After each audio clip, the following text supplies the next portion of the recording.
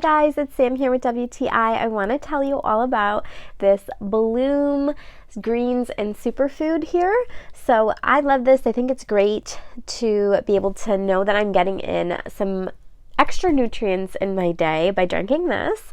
It's really easy to use.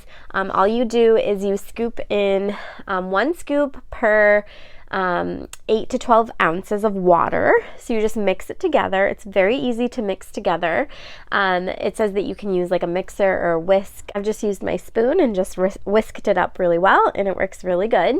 And then you just drink away. So this is the citrus flavor. So I think it has a really nice citrusy taste to it. Every once in a while, if I want a special treat, I'll mix it with orange juice.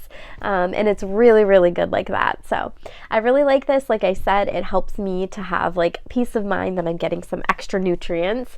It's soy-free, plant-based, non-GMO, so all good things we like to hear.